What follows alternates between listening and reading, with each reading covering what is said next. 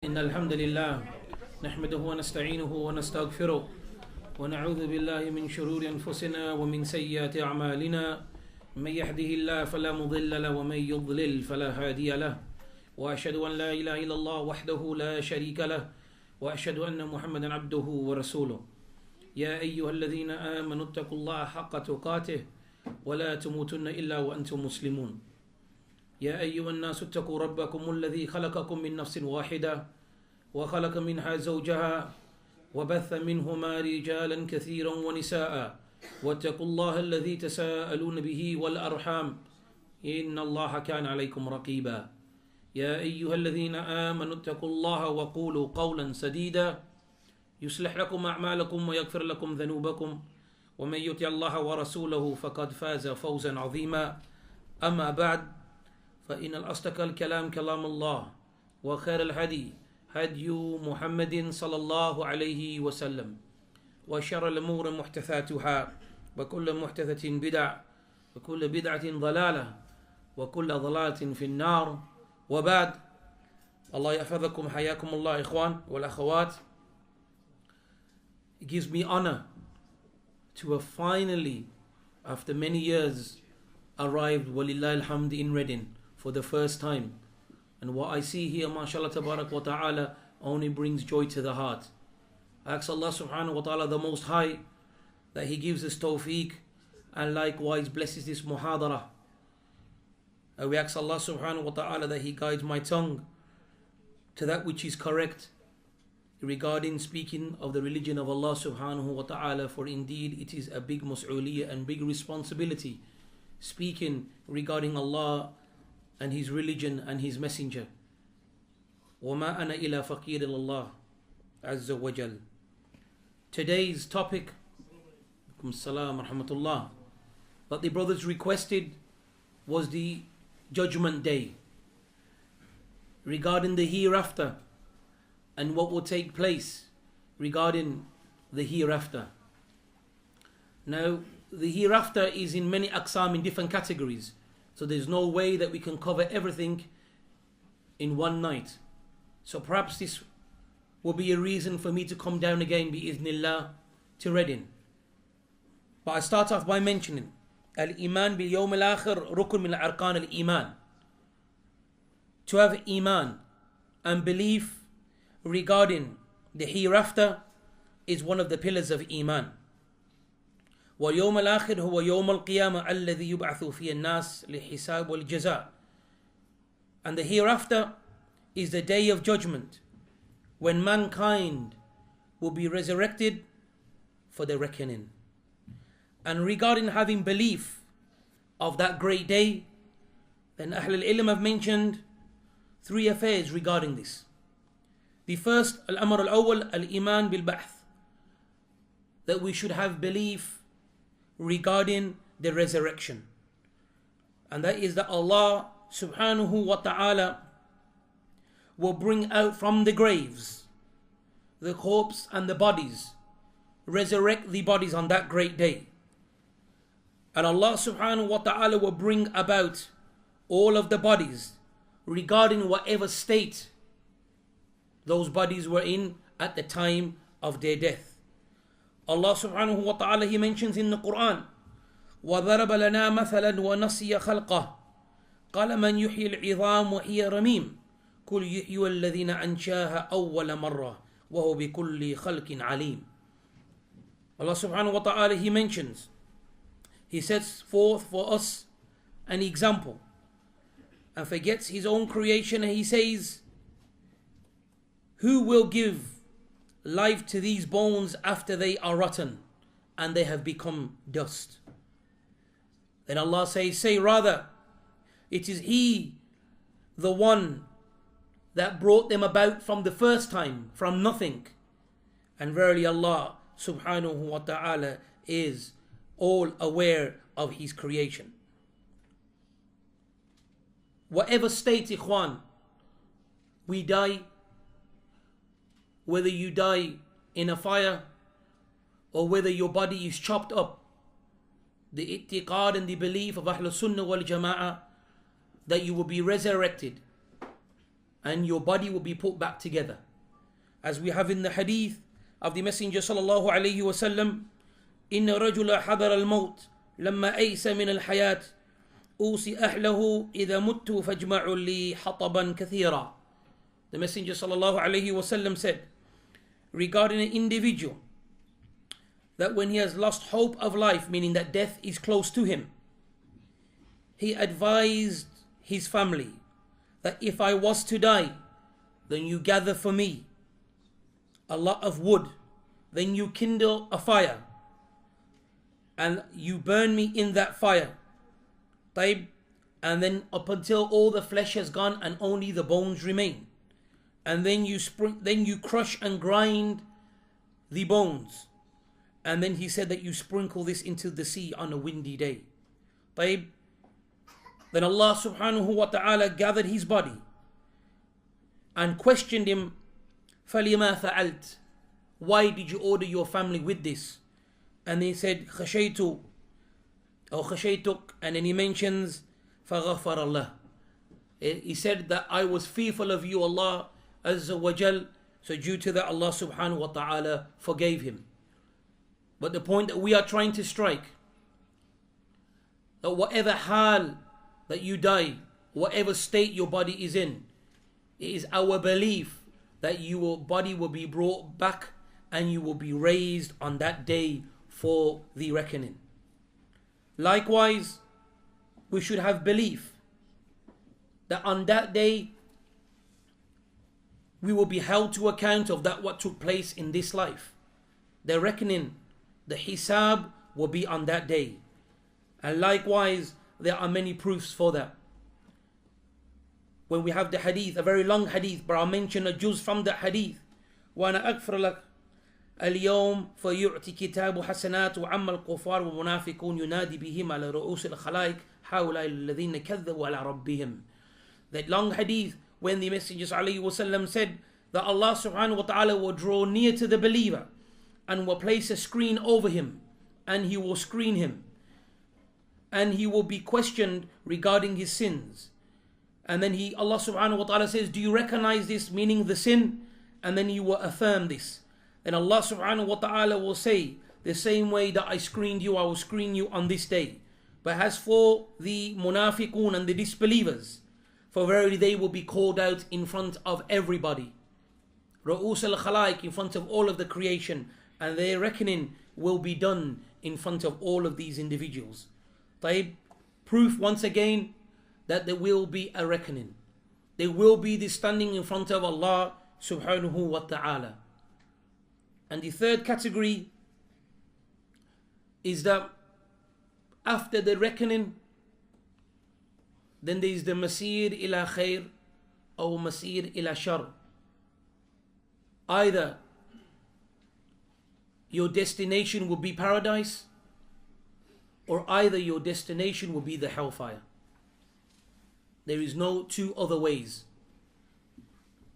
And our iman regarding the paradise and likewise regarding the hellfire is that we believe regarding the Jannah and Nar, the first and foremost, al-i'tiqadul jazim bi'annahuma al-haq, that we believe with certainty regarding the hellfire and paradise, that they exist and we have belief in them, ilm al-yaqeen. And likewise, we believe that the hellfire, there is an announcement,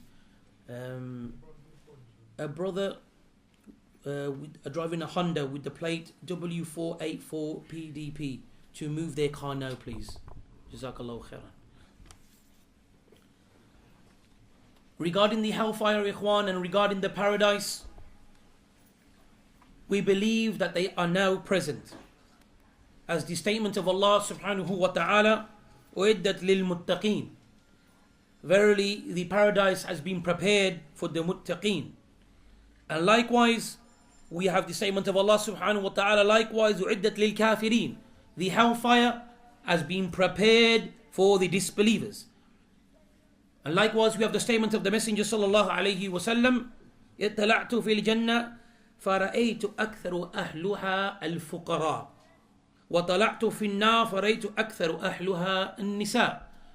The Messenger sallallahu alayhi wasallam said that verily I was shown paradise, and I saw that the majority of the inhabitants of paradise were the poor people. And I was shown the hellfire, and the majority of the individuals in the hellfire were women. Likewise, from the i'tiqad and the belief that we should have the akhirah is that paradise and likewise the hellfire is eternal. It will never come to an end. قال الله عز وجل وما يعص الله ورسوله فإن له النار جهنم خالدين فيها أبدا. Allah subhanahu wa ta'ala, He says that whomsoever disobeys Allah and His Messenger, then verily for him is the hellfire, a hellfire which is eternal, and he will be there within eternally. Here the maqsood of those individuals, meaning that will be in the hellfire, that will eternally be in the hellfire, are not the Muslims. A side point, it is the kuffar, those who died upon disbelief. They are the ones that will eternally be in the hellfire. After giving that short introduction, ikhwan, like I said, when we talk about the akhirah, we can talk about the barzakh, what takes place in your graves. When we talk about the akhirah, we can talk about the standing of the reckoning. And likewise, we can talk about, ikhwan, the final two destinations, which is paradise and likewise the hellfire. So after giving this introduction, ikhwan, there are a number of series of lectures that we can do. One is regarding the barzakh, the time of death, al-maut, and the barzakh, the time in the grave, and likewise the hisab, the reckoning of the individuals that will receive their records in their right hand and they will be from paradise, and the individuals that will receive their records in the left hand and they will be from the hellfire. All of this, ikhwan, can be divided into many lessons. But what I wish to do today is to mention some of the athar of the Salaf, why they were so fearful of the hellfire, why at night they could not sleep. There were narrations regarding the companions and the nas yanamun, that it was said to them that the people, they sleep while you stay awake, tossing and turning. And it was mentioned the thought of the akhirah, the thought of the hellfire is not causing them to sleep. Likewise, you used to have from the Salaf that used to go down to the blacksmith and just to hear the roar of the fire, to remind him of the reality of the fire. Umar bin Khattab radiallahu ta'ala an likewise used to speak to himself when he used to draw closer to the fire. He used to draw closer to the fire and say, Ya Umar, he say, Ya Umar, hal laka hadha sabr. He used to say, Oh Umar, can you have sabr, meaning upon this fire? Hal laka hadha sabr. And we know, ikhwan, that the heat of the hellfire is 69 times more than any fire that exists on the face of the earth. Any form of heat that we have here. Think of any different type of fire that you have, whether it be the lava, the heat of the lava. The Jahannam is 69 times more powerful than that. So what was it, ikhwan, that sometimes would not allow these companions to sleep? What was it that when they would only merely see a fire, that it would bring tears to their eyes? Inshallah, we will mention some ahadith regarding what caused them to be in that state and what it was. Regarding the final destination, ikhwan, Then the Messenger sallallahu alayhi wasallam has mentioned, إذا مات أحدكم أرد عليه مقعدة عدوة وعشية إما النار وإما الجنة فيقال هذا مقعدك حتى تبعث إليه. The Messenger sallallahu alayhi wasallam has mentioned, when any one of you dies, his destination is displayed before him in the morning and likewise in the afternoon, either in the hellfire or either in paradise. And it is said to him, this is your place till you are resurrected and sent to it. In your graves, you will have an idea which destination that you are going. قال النبي صلى الله عليه وسلم اقتسمت الجنة والنار إلى ربها فقالت جنة يا ربي ما لها لا يدخل إلى ضعفاء الناس وسقطهم وقالت النار يعني أوثرت بالمتكبرين فقال الله تعالى للجنة أنت رحمتي وقال للنار أنت عذابي أصيب بك ما أشاء ولكل واحد منكما ملؤها رواه البخاري. Regarding the hellfire, before I translate the hadith, why is Jannah and why is the Jahannam created? What's the hikmah and the wisdom behind paradise and the hellfire?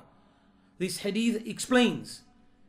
The Messenger ﷺ said that the hellfire quarreled with paradise. It quarreled with the paradise in the presence of Allah subhanahu wa ta'ala.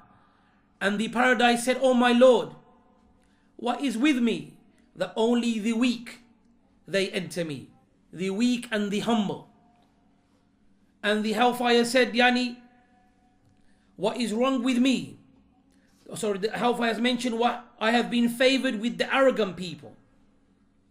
I have been favored with the arrogant people. So Allah subhanahu wa ta'ala referred and said to Jannah, you are my mercy. And then he said to the hellfire, you are my punishment. And both of you shall be filled. The hellfire has a purpose. And likewise, Jannah. Let me tell you about some of the sifat. Some of the sifat and the attributes of Jahannam. It has gates, as the Messenger ﷺ has mentioned. إذا دخل رمضان فتح أبواب السماء وغلقت أبواب جهنم وسلسلة الشياطين رواه البخاري. Abu Hurairah narrates that the Messenger ﷺ said that when Ramadan, the month of Ramadan starts, the gates of the heavens are opened and the gates of the hellfire are closed and the devils are chained. وقال الله عز وجل وإن جهنم لو موعدتهم أجمعين لها سبعة أبواب لكل باب منهم جزء مقسوم.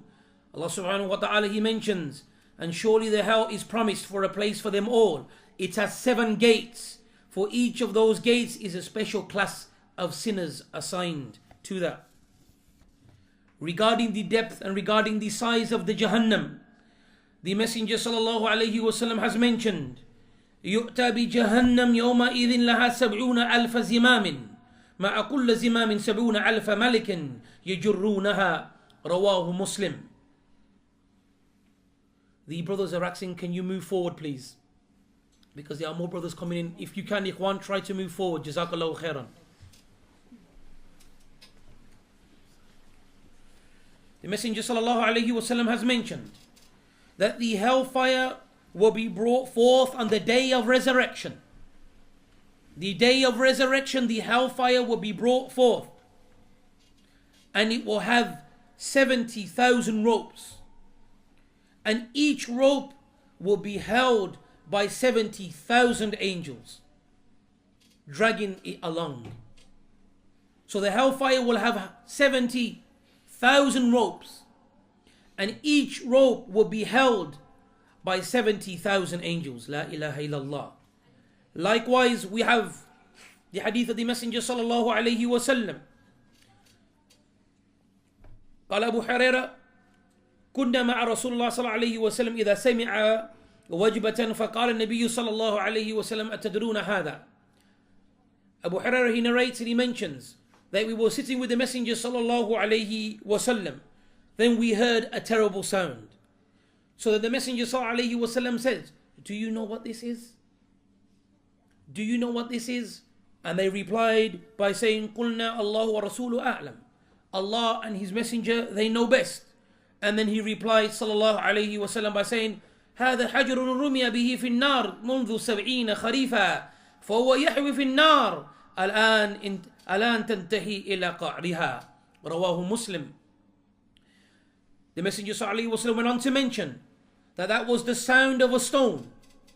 A stone was dropped into the hellfire, and that stone has been falling for the time of 70 years. Al-an, now it has reached the base or the bottom of the hellfire. Ponder upon that.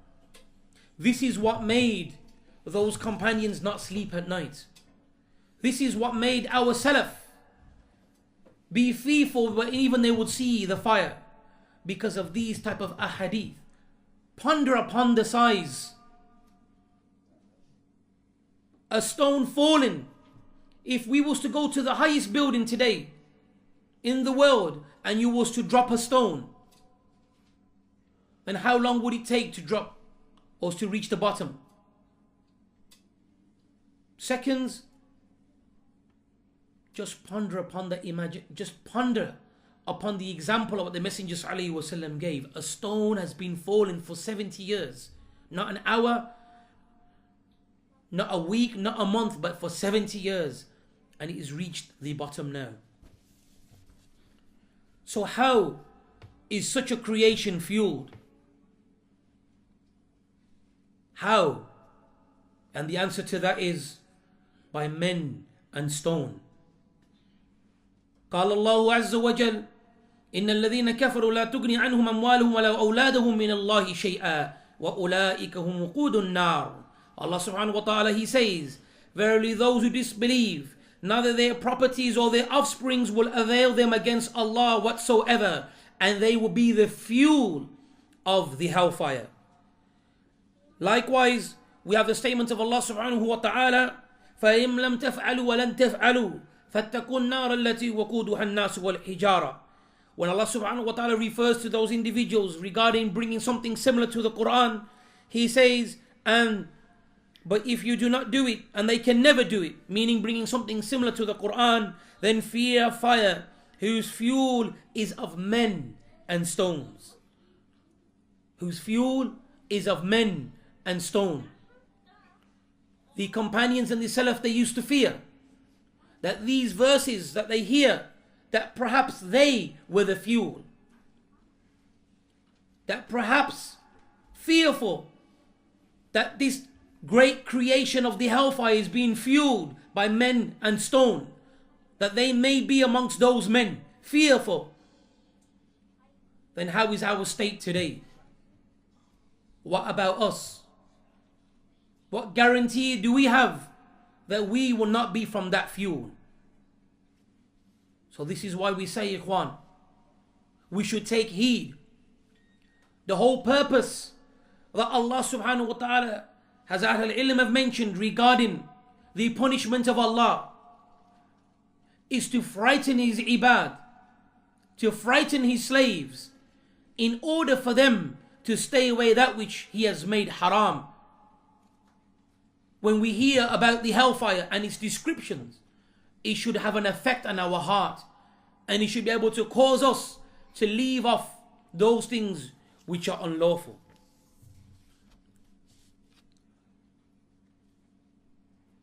And the nature of the hellfire is punishment is not light. From the wisdom of Allah, the way that He has orchestrated the punishment of the hellfire, it will not be light. قال الله عز وجل أولئك الذين اشتروا الحياة الدنيا بالآخرة فلا يخفف عنهم العذاب ولا هم ينصرون. Allah subhanahu wa ta'ala, He mentions, it is they that have brought out the life of this world for the price of the hereafter. Their torment shall not be lightened, and neither will they have any form of help. فَذُوقُوا فَلَن نُزِيدَكُمْ إِلَّا عَذَابًا. Allah subhanahu wa ta'ala says, so taste, no increase shall be given except in punishment. A punishment, ikhwan, which will not be light, but it only increases. Likewise, ikhwan, this hellfire, it has an effect upon us in this life. The Messenger sallallahu alayhi wasallam has mentioned, اشتكت النار إلى ربها فقالت ربي أكل بعضي بعضا فأذن لي بنفسين نفس في الشتاء ونفس في الصيف فأشد ما تجدون من حر وأشد ما تجدون من الزمهرير. رواه البخاري. The Messenger sallallahu alayhi wasallam said that the hellfire complained to his Lord regarding the extent, the extreme heat in the hellfire. And he said, oh my Lord, part of me is eating up other parts. فَنَفِسْنِي. And the closest translation that you can get for nafisni is, oh Allah, allow me to breathe. Allow me to breathe. To let off or to reduce some of that heat. So the Messenger sallallahu alaihi wasallam went on to say that Allah subhanahu wa ta'ala allowed it to take two breaths. One in the winter and one in the summer. And then he said this is the cause of the severe heat and the bitter cold that you experience. So next time when you have that bitter cold or that extreme heat, then reflect upon this hadith. Likewise, ikhwan, the Messenger sallallahu alayhi wasallam has mentioned, Al-humma min fayhi jahannam فَأَبْرِدُوهَا بِالْمَاءِ. The Messenger sallallahu alayhi wasallam has mentioned, fever, when one suffers from a fever, is from the breath of the hellfire. So cool it with water. Effects that the Jahannam have upon our life. Now we want to mention regarding the inhabitants of the hellfire. The Messenger sallallahu alayhi wasallam has mentioned, ما بين منكبي الكافر في النار مسيرة 3 أيام للراكب. رواه Muslim. The Messenger sallallahu alayhi wasallam has mentioned, the distance between the two shoulders of the non-believer in the hellfire will be like a 3-day journey for a swift rider. Likewise, he also mentions وَإِنَّ دِرْسُهُ مِثْلُ أُحُدٍ, that the molar teeth of the disbeliever in the hellfire will be the size of Uhud. Does anybody know what Uhud means? Mount Uhud. Mount Uhud is in Medina. A huge mountain that anywhere you are in Medina, you can see that mountain if the hotel is not stopping your view. A huge mountain. The Messenger sallallahu alaihi wasallam said, Dirsul kafir, that the molar teeth of the kafir will be that size. So after hearing that, the only thing that you can think of is how big will his body be? How big will his head be? What is the wisdom? And also the Messenger sallallahu alaihi wasallam has mentioned, وَإِنَّ مَجْلِسَهُ مِنْ جَهَنَّمْ كَمَا بَيْنَ مَكَّةَ وَمَدِينَةَ. It mentions that the place that where he will sit in the hellfire, that distance or that size will be like from the distance from Mecca and Medina. And the distance between Mecca and Medina is about 400 kilometers. That will be the size of the area that he sits. So who are these individuals? Who are the individuals that will be in the hellfire? Our Messenger sallallahu alaihi wasallam has informed us of the individuals that will be in the hellfire. So it's upon us when we hear these ahadith that we make sure and stay away from those type of attributes that these individuals have. And the Nabi sallallahu alayhi wa sallam قال اطلعت في الجنة فرأيت أكثر أهلها الفقراء وطلعت في النار فرأيت أكثر أهلها النساء. The Messenger ﷺ said, I looked into paradise and I saw the majority of the inhabitants of paradise were the poor people. And when I looked into the hellfire, or shown the hellfire, the majority of the inhabitants were women. Do we leave the hadith general? Did the Messenger ﷺ leave it at that? No. In another hadith, he has mentioned why. وَرَأَيْتُ النَّارِ فَإِذَا أَكْثَرُ أَهْلِهَا النِّسَاءِ يَكْفُرُونَ قيل أيكفرون بالله قال يكفرون العشيرة ويكفرون الإحسان لو أحسنت إلى إحداهن الدهر ثم رأت منك شيئا قالت ما رأيت منك خيرا قط. The Messenger ﷺ explained regarding those women that are in the hellfire. Ibn Abbas stated that the Messenger ﷺ said, I looked into the hellfire and the majority of the dwellers were women who were ungrateful. So it was questioned, or the Messenger ﷺ was questioned, did they disbelieve? Were they ungrateful towards Allah subhanahu wa ta'ala? Then he ﷺ replied by saying, they were ungrateful to their husbands, and they were ungrateful upon the favors that was done for them. And if you had always been good to one of them, then she saw something from you which was not to her liking, then she would say, I have never seen any good from you at all. Something which is very easy to fall into, sisters. Something very easy on the tongue. But look at the consequence. The Messenger ﷺ explained that the majority of the inhabitants of the hellfire are women. And this is the reason that he gave. So we do not take these ahadith and say, well, that's not me. And we do not point a finger at anybody. But we take the same methodology of the companions. The companions, when they would hear things regarding punishment, they would be fearful. They would not be individuals that say, khalas, we are the companions of the Messenger ﷺ, we have got salvation. Even when they were promised paradise, even with the fact that they were promised paradise, they were still fearful. Hasn't that tremendous statement which I always mention, and there's no harm in mentioning again, to show you the virtues of the companions and of this man Umar ibn Khattab radiyallahu ta'ala an, when he said, لو نادى منادى كلكم تدخل الجنة إلا واحد قد ظننت أنا هو. He said, radiyallahu ta'ala an, that if the caller was to call, all of you will enter paradise except for one, then I would have thought I was that individual. And this is who? Umar radiyallahu ta'ala an, who was promised Jannah upon the tongue of the Messenger sallallahu alayhi wa sallam. Ya Umar anta fil Jannah. Umar, you are in paradise. And yet he still felt this way. But one could argue and say that the news of him being in paradise never reached him. So this is why he reacted in this way. Then we say, I'll give you another example.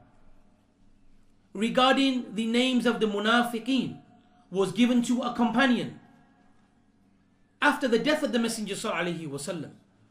And Umar ibn Khattab radiyallahu ta'ala anhu was fearful that maybe he may be amongst one of those individuals that were named as being a hypocrite. So he went to the companion and questioned, and it was bothering him. It was bothering him, fearful that it may be him. And then he was told that you are not from them. What is the shahid? What is the moral? What is the point? The point is that when we hear these ahadith and ayat, we should apply them to ourselves, regardless whatever station that we have, because there is no guarantee that we are free from this. It is a reminder.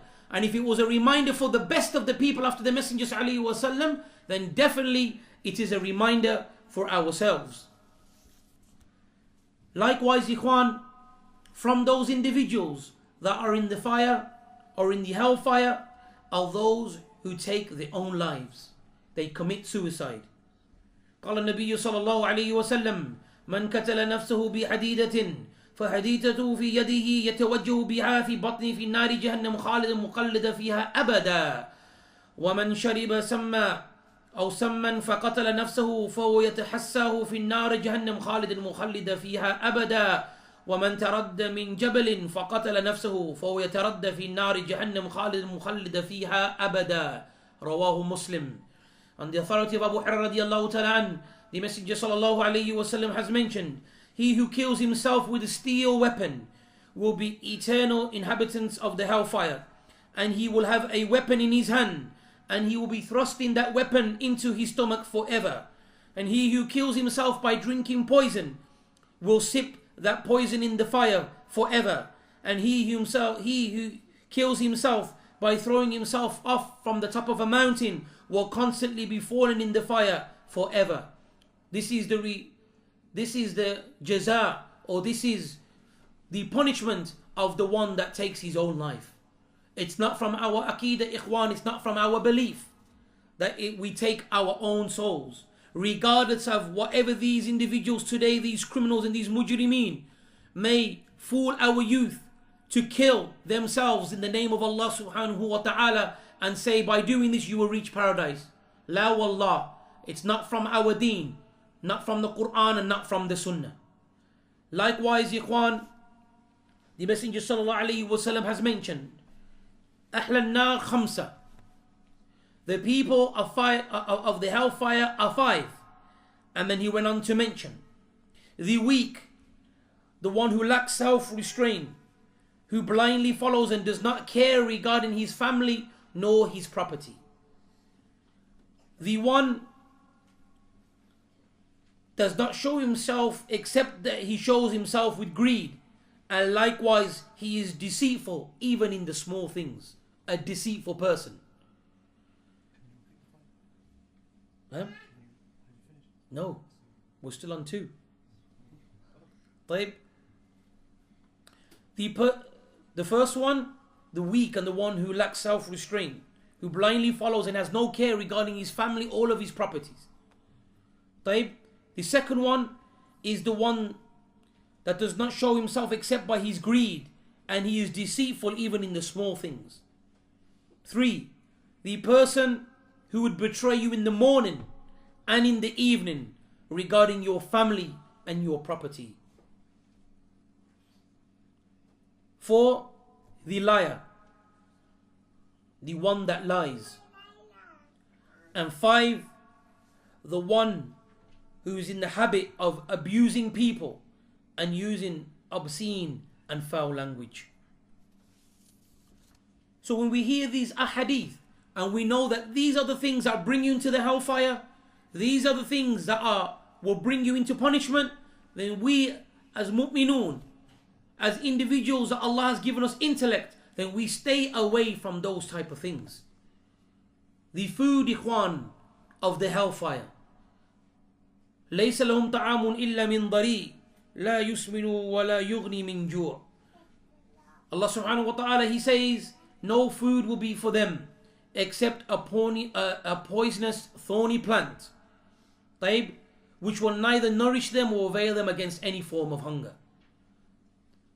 It has mentioned, likewise, the Messenger sallallahu alayhi wa sallam, اتقوا الله حق تقاته ولا تموتن إلا وأنتم مسلمون. Regarding that verse, طيب, fear Allah is deserved to be feared, and do not die except in the state of submission, meaning a Muslim.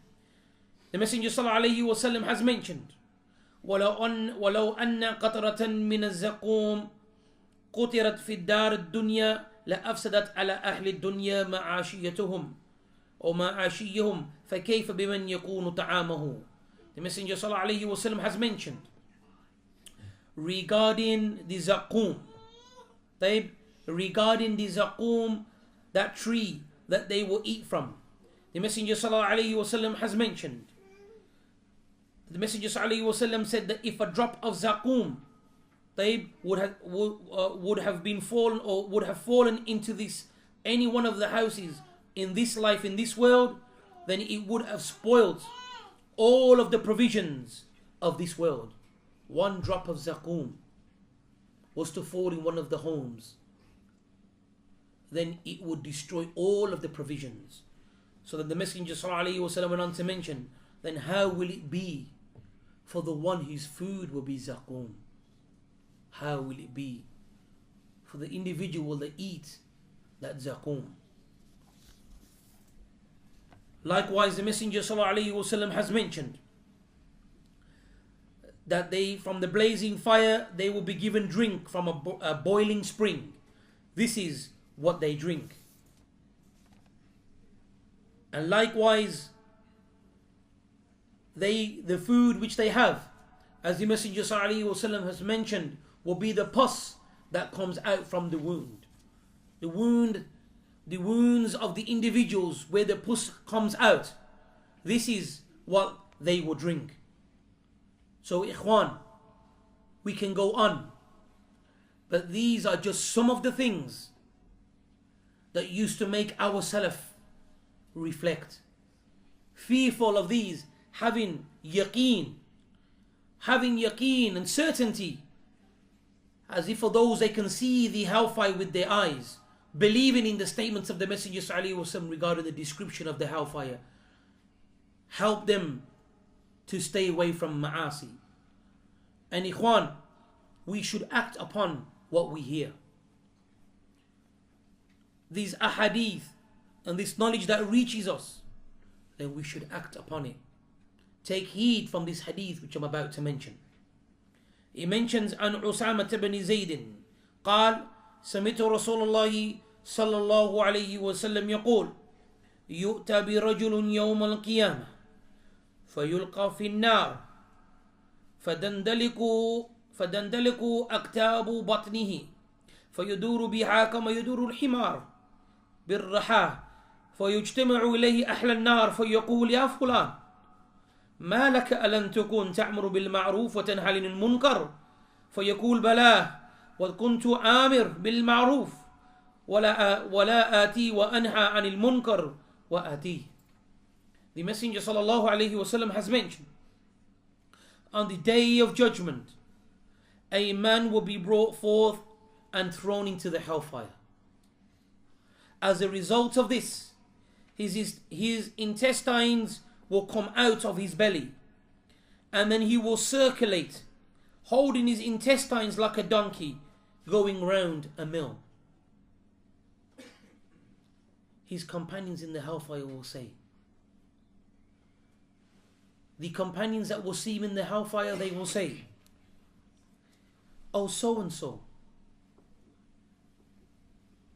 what is this? Oh so and so, what is this?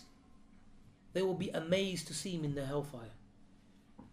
Did you not ask the people to do good and to avoid the evil? He will say, that is true. However, I told others to do it, but I did not do it myself. I forbade them from doing evil, but I did it myself. It's not enough, ikhwan, for us just to merely learn that which is right and wrong, and have knowledge of right and wrong, yet we go against our knowledge, what we know. We must act upon our knowledge. We must practice what we preach, as they say. And just, ikhwan, to finish off, I want to bring you some fawaid regarding the akhirah and regarding that travel and that journey that we are going. Then I want to mention some athar, some narrations regarding the time that we have here now, and how we should be regarding this day, when every single one of us will stand in front of Allah subhanahu wa ta'ala. No one will escape that standing. So how were the Salaf? How were they in regarding their time while they were living here? How do they live preparing for this day? And this is what I wish to mention today, ikhwan. First and foremost, know the importance of time. Allah subhanahu wa ta'ala, He swears by time in many different ayat. Allah subhanahu wa ta'ala, He mentions وَالضُّحَى وَاللَّيْلِ إِذَا سَجَى. He says by the afternoon, and likewise and by the night when it is still. وَالْعَصْرِ إِنَّ الْإِنسَانَ لَفِي خُسْرٍ. By time, verily mankind is in a state of loss. If Allah subhanahu wa ta'ala swears upon His creation, then know that that particular thing that he's swearing upon has great importance. قال النبي صلى الله عليه وسلم نعمتان مغبون فيهما كثير من الناس الصحة والفراغ. The Messenger صلى الله عليه وسلم has mentioned two blessings many of mankind are neglectful: health and free time. Al-Imam Jawzi rahimahullah, Ali ibn al-Jawzi rahimahullah ta'ala, he mentions قد يكون الإنسان صحيحا ولا يكون متفرقا. He said perhaps a person will be healthy but he does not have free time, and perhaps an individual will have free time but he doesn't have the health. These are two blessings, ikhwan. These are two blessings. And he mentions that whomsoever uses these two blessings to be obedient to Allah subhanahu wa ta'ala, then he is a blissful and blessed person.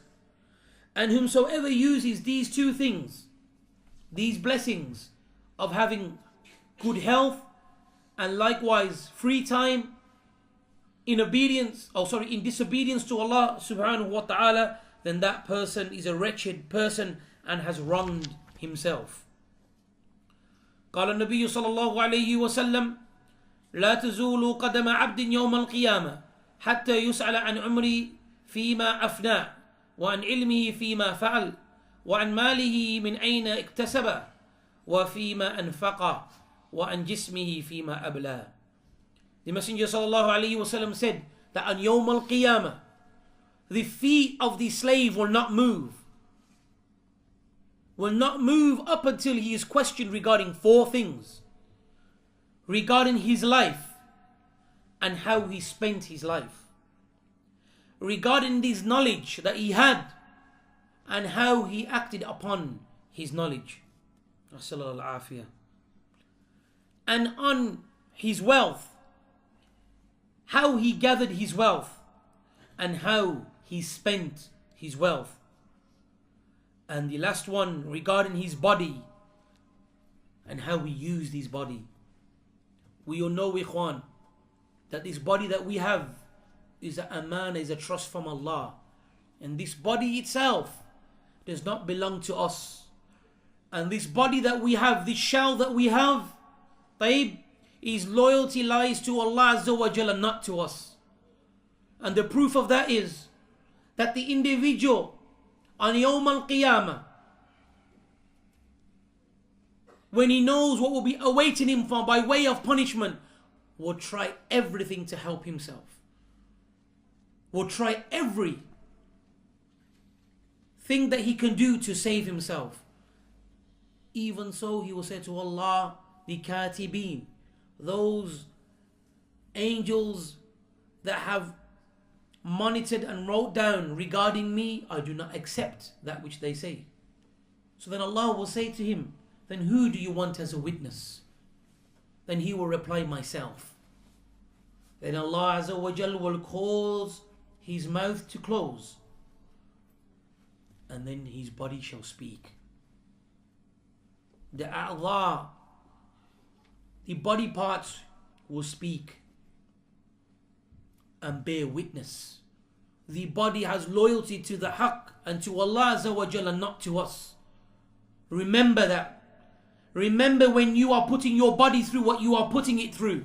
Remember when you are falling into sin, that this same thing reflect, these fingers, these eyes, these legs will speak against you. Those limbs shall speak on the day of judgment. And then when the mouth will be given back, he will say, woe be to you. It was you that I was trying to save. So ikhwan, you will be questioned regarding this body that you have. Ibn Abbas, he mentions that the Messenger ﷺ said, اغتنم خمس قبل خمس. Take advantage of 5 before 5. Your youth before your old age. Your health before your sickness. Your richness before your poverty. And your spare time before you are occupied. And likewise, take from your life before your death. Take from your life before your death, ikhwan. The intent of that is not that you merely live when you eat and drink and enjoy without realizing the reality of why you are here. Take from your life, meaning that strive in righteousness and goodness before death comes.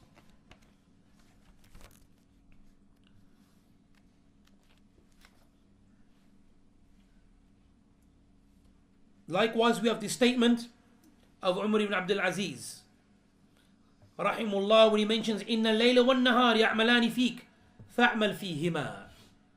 He mentioned, and look at the wisdom, he said, the night and day is working upon you. How can the night and day work upon us, ikhwan? The night and day works upon us because the day and the night alternates. So it's time. And time is leaving us, meaning it's working upon us, because we are nothing but time. The time that we are born and the time that we are going to die is an appointed time. So we are living that time. So every single day a day goes, a part of us is going. So the day and night is working upon us. So Umar ibn Abdul Aziz, he said, فَعْمَلْ فِيهِمَا. He said, so you work in regarding to the day and night. Meaning that you work as well. Like the way the day and the night is working on you, you work on them. Meaning that do not let the day and night go, except that you are working in righteous deeds. Likewise, we have the statement of Ibn Mas'ud. He mentions, ما ندمت على شيء ندمي على يوم غربت الشمس نقص فيه أجلي ولم يزد فيه عملي. He mentions, Ibn Mas'ud, that I was not more regretful and remorseful that when the sun would set upon me and a part of me had gone. A part of me had gone, meaning a part of his life has gone. وَلَمْ يَزِدْ فِيهِ عَمَلِي. And I did not increase. And I did not increase in my actions, meaning righteous actions. Regretful that the sun would set upon him and he did not do any form of righteous actions. This is just one time, one day.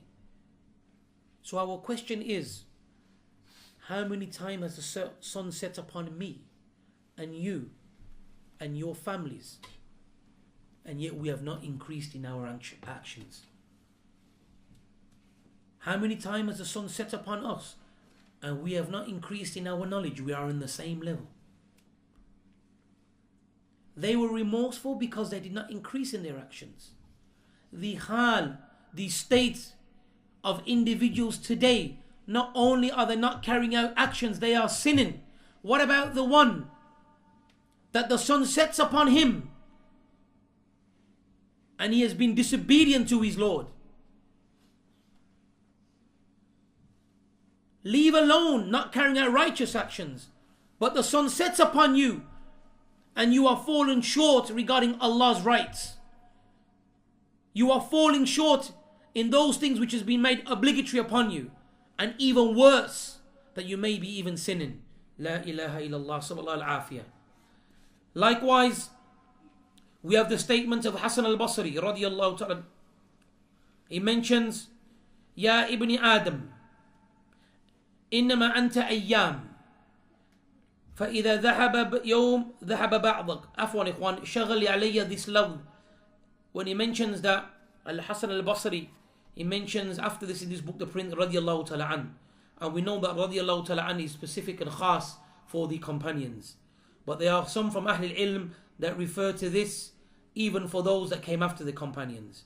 But which is ma'roof with the ulama or ulama'ana, that is there, that rida is khas when we say radiyallahu ta'ala an is for the companions of the Messenger alayhi wa sallam. Hassan al-Basri, he mentions, Ya ibn Adam, O son of Adam, you are nothing but days. And if a day has gone, then a part of you has gone. We are nothing but days. Every single time a day goes, a part of us is dying. Likewise, we have the statement of Ali radiallahu ta'ala an. Hayatuka anfasun, or anfasun, تعد فكلما مضى نفس منها إن تقست به جزعا فتصبح في نقص وتمسي بمثله فما لك من عقل تحس به زرعا يميتك ما يحييك في كل ساعة. He mentions that your life, Ali ibn Abi Talib, he mentions that your life is nothing but the air that you breathe. So count the breaths that you take. For every time you take a breath, a part of you is going. That which keeps you alive, that فَتُصْبِحُ فِي نَقْصٍ afwan. So you wake in the morning and a part of you has gone. And you reach the evening and a part of you has gone. So what kind of intellect do you have? طيب فَمَا لَكَ مِنْ عَقْلٍ. So what kind of intellect do you have that you do not be aware of this, that you do not reflect and be aware of this, that what is keeping you alive is likewise killing you. What is keeping you alive is killing you. What does that mean? Meaning that every single person has been given a number of breaths that he breathes. And once that time is up, he will be dead. But we need to breathe in order to stay alive. So that particular thing that we are doing, breathing, which is keeping us alive, is in actuality killing us. Because every time we take a breath, then a part of us is going.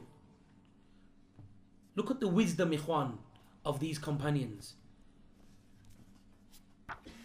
Likewise, I want to mention, ikhwan,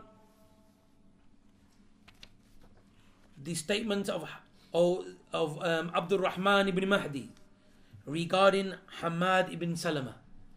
He mentions لو قيل لحماد بن سلمة إنك تموت غدا ما قدر أن يزيد في عمل شيئا. Is mentioned to Hamad ibn Salama. If it was said to him, he said, if it was said to Hamad ibn Salama, you will die tomorrow, then Hamad ibn Salama could not increase in his righteous actions. If it was said to him, you're going to die tomorrow, he couldn't do any more. It was said regarding him, كان مشغولا إما يحدث أو يقرأ أو يسبح أو يصلي وقد قسم النهار على ذلك مات حماد بن سلمة وهو في الصلاة. He mentions that he was extremely busy during the day. He used to divide his day either by narrating hadith or reciting the Quran or praising Allah subhanahu wa ta'ala or likewise praying. And it mentions that Hamad ibn Salama, when he died while he was in salah, while he was praying. And this is a sign of husnul khatim, a good ending. Husnul khatim, that we should all supplicate for husnul khatim, for a good ending. But ikhwan, that husnul khatim will not come except by hard work. While you are living, and while you still have the time, then you should work righteous actions and stay away from haram. Having the husnul khatim, a good ending, hoping that Allah subhanahu wa ta'ala takes your soul in an honorable way, then you must work for that. You must work for that. And if you analyze the Salaf, those that died in their salah, those that died by performing righteous actions, those individuals that had a good ending, those individuals that were killed while they were reciting the book of Allah subhanahu wa ta'ala, all of this is tawfiq from Allah subhanahu wa ta'ala. And to receive that type of tawfiq, ikhwan, then you must be righteous servants. Righteous servants.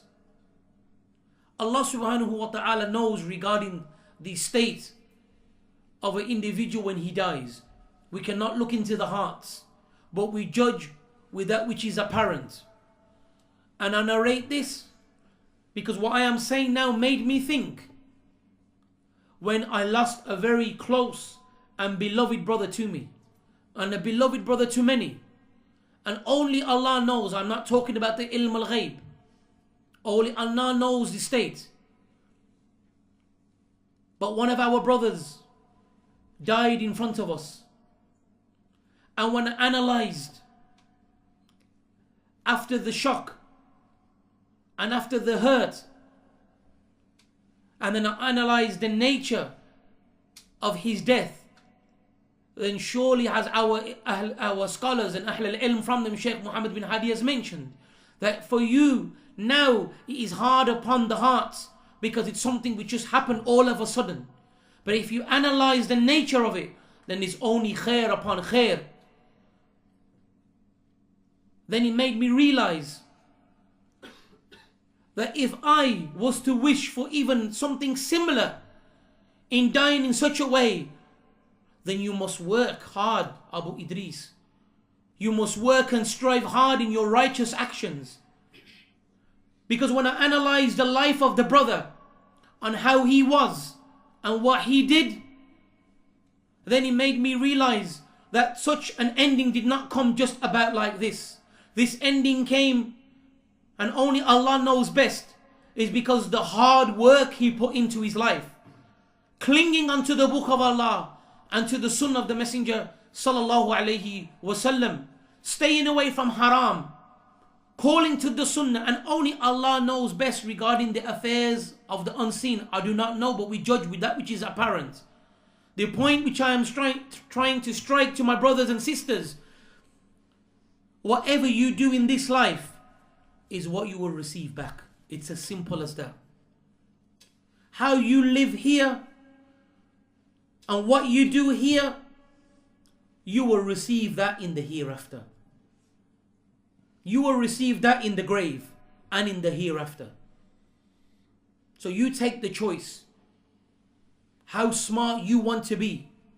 What you want to put forth in front of Allah, what you want to present. Because the time when your soul is taken, it finishes there. Then the only thing after that is whatever you did, whatever baggage you have, this is the baggage you will bring in front of Allah subhanahu wa ta'ala. So you choose what type of baggage you want to bring in front of Allah subhanahu wa ta'ala.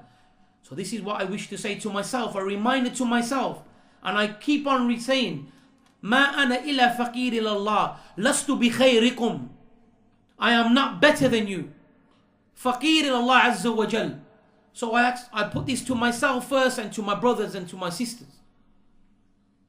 That whatever effort you put in here and how hard you strive, this is what you will receive in the hereafter.